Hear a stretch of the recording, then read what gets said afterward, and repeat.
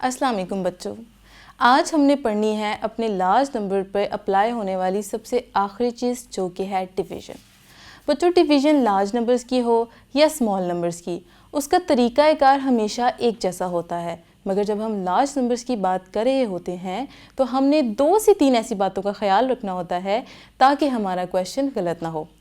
बच्चों जब हम लार्ज नंबर्स की बात कर रहे होते हैं तो जिस नंबर को हम डिवाइड करते हैं उस नंबर में हमारे पास एटलीस्ट 6 डिजिट होते हैं या 6 से ज़्यादा डिजिट होते हैं, और जिस नंबर पर हम डिवाइड कर रहे होते हैं उसमें कम अज़ कम 2 या 3 डिजिट्स होते हैं। जिस तरह आप देख सकते हैं हमारे पास यहाँ जो नंबर डिवाइड हो रहा है इसमें है 1 2 3 4 5 6 डिजिट, और जिस नंबर पर हम इसे डिवाइड कर रहे हैं उसमें है हमारे पास 1 2 और 3।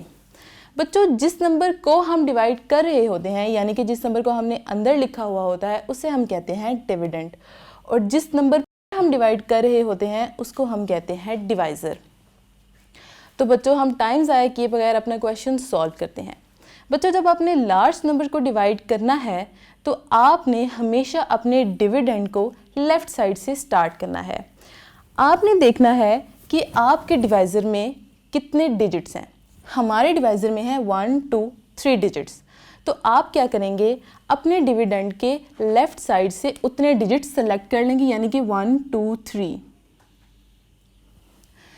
अब हमने जो डिजिट सेलेक्ट किए हैं वो हैं 937 यानी कि 937।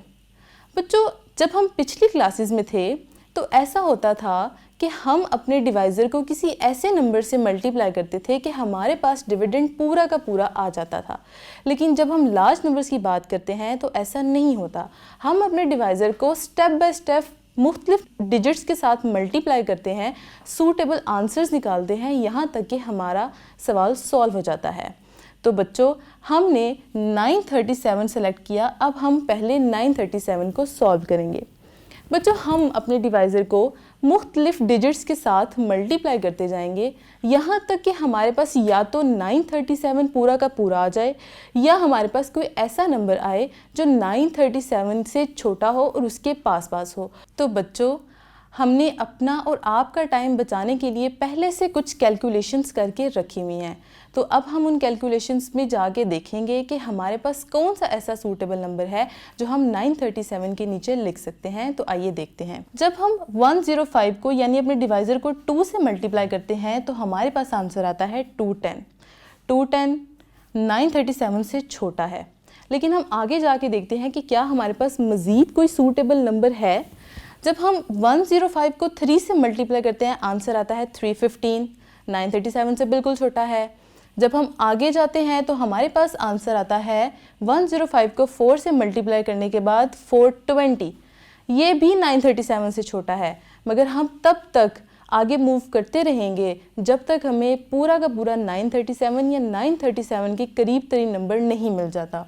105 को 5 से मल्टीप्लाई किया 525, 105 को 6 से मल्टीप्लाई किया 630, 105 को 7 से मल्टीप्लाई किया 735, 105 को 8 से मल्टीप्लाई किया 840, 937 से छोटा है। 105 को 9 से मल्टीप्लाई किया 945। बच्चों 945 जो है वो 937 से बड़ा है, तो हम 945 को नहीं ले सकते। तो हम क्या करेंगे, पीछे आएंगे। पीछे है हमारे पास 105 मल्टीप्लाइड बाय 8, जिसके बाद हमें आंसर मिलता है 840। तो हमें पता चला कि 937 के नीचे जो सूटेबल आंसर है वो है 840। तो बच्चों हम अपने डिवाइज़र को जिस नंबर से मल्टीप्लाई करके सूटेबल आंसर निकालते हैं उसको हम लिखते हैं ऊपर, और जो हमारे पास आंसर आता है उसको हम लिखते हैं अपने सिलेक्टेड नंबर के सामने। अब हमने सूटेबल नंबर सेलेक्ट कर लिया। अगला स्टेप है अपने सिलेक्टेड डिजिट्स में से उस नंबर को माइनस करना। तो आइए हम इसको माइनस करते हैं। बच्चों यहाँ पर आपने हमेशा एक बात का ख्याल रखना है, हम अपने सूटेबल नंबर को उन्हीं डिजिट्स में से माइनस करेंगे जो हमने सेलेक्ट किए हैं। हमने यहाँ पे सेलेक्ट किए हैं 937, तो हम 840 को भी 937 में से ही माइनस करेंगे। सब्ट्रैक्ट करने का तरीका वही है जो हम पढ़ चुके हैं। जब हम 7 में से 0 को माइनस करते हैं तो हमारे पास आंसर आता है 7। आगे हमने सब्ट्रैक्ट करना है 3 में से 4 को। बच्चों 3 छोटा है और 4 बड़ा है, तो हम क्या करेंगे, हम लेंगे कैरी।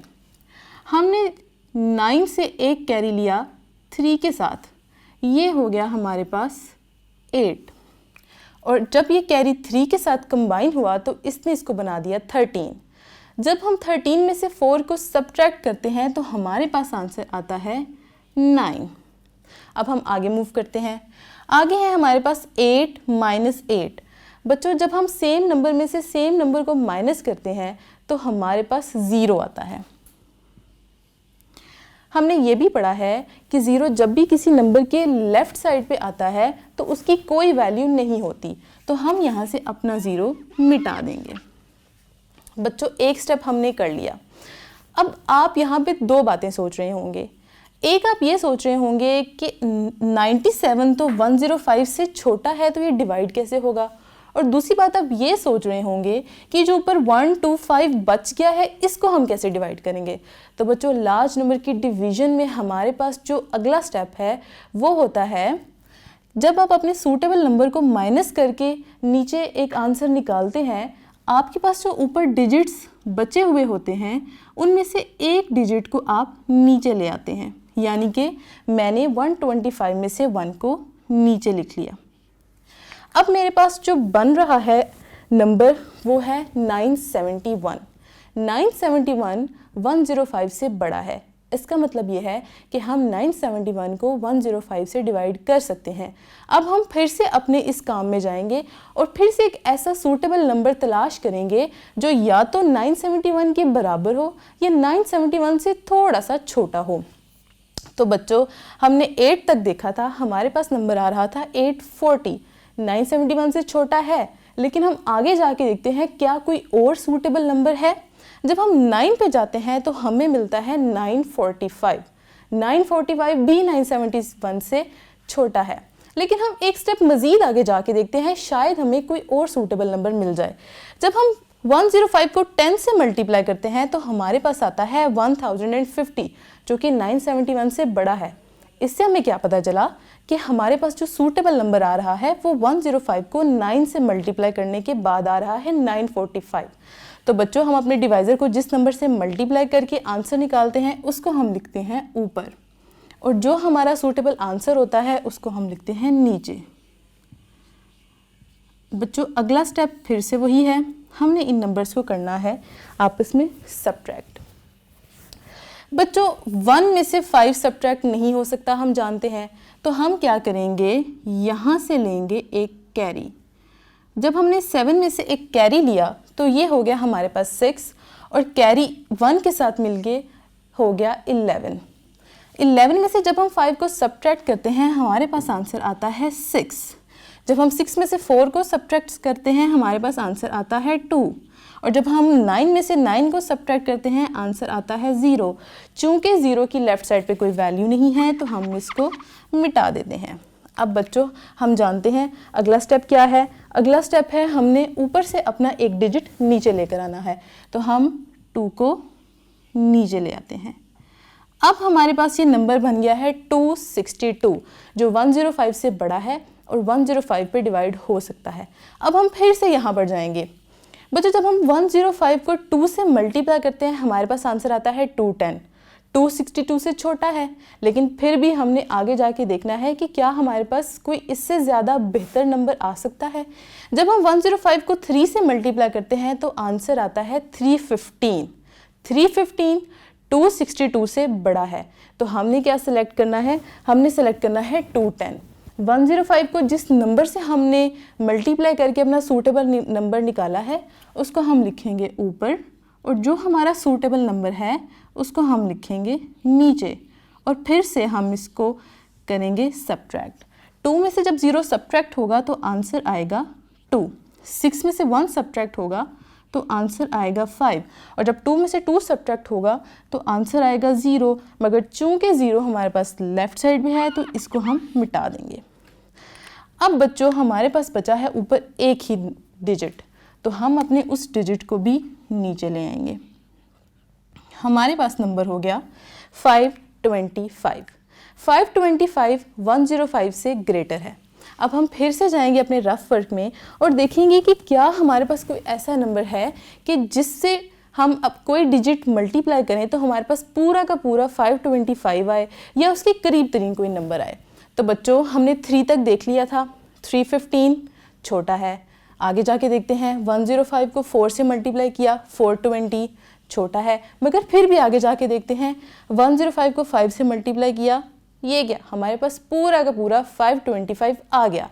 तो बच्चों हमने अपने डिवाइज़र को जिस नंबर से मल्टीप्लाई करने के बाद सूटेबल नंबर निकाला है उसको हम लिखेंगे ऊपर और जो हमारा नंबर आया है उसको हम लिखेंगे नीचे। अगला स्टेप फिर सेम है, इनको हम आपस में करेंगे सब्ट्रैक्ट। 5 में से 5 को माइनस करने के बाद आता है 0, 2 में से 2 को माइनस करने के बाद भी आता है 0 और 5 में से 5 को माइनस करने के बाद भी आता है 0। बच्चों अब आप सोच रहे होंगे कि हम आगे क्या करेंगे। बच्चों यहाँ पर एक बात और याद रखने की है, वो ये है कि आप जब डिवाइड कर रहे हैं और आपके पास आखिर में कहीं पे 0 0 0 आ जाता है तो आपको ये समझ आना चाहिए कि आपका सवाल पूरा का पूरा डिवाइड हो चुका है। ये आपका सवाल इससे ज़्यादा सॉल्व नहीं होगा। तो बच्चों यहाँ पर हम कुछ चीज़ों को फिर से रिपीट करते हैं। जिस नंबर को हम डिवाइड कर रहे होते हैं उसको हम कहते हैं डिविडेंड। जिस नंबर से हम डिवाइड कर रहे होते हैं उसको हम कहते हैं डिवाइज़र। और अपना क्वेश्चन सॉल्व करने के बाद एंड में जो हमारे पास 0 0 0 बच जाता है बच्चों, इसको हम कहते हैं रिमाइंडर, यानी कि बच जाने वाला। और सबसे इम्पॉर्टेंट जो हमने अपना आंसर निकाला है इन 105 को डिफरेंट डिजिट्स के साथ मल्टीप्लाई करने के बाद, उसको हम कहते हैं कोशेंट।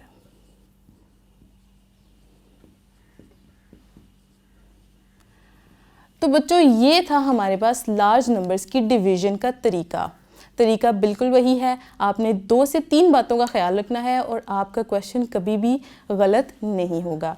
तो आपने आज लार्ज नंबर पे अप्लाई होने वाला आखिरी ऑपरेशन भी सीख लिया। तो मज़ीद अच्छी वीडियोस के लिए आप लॉगिन करें हमारी वेबसाइट www.pen.org.pk।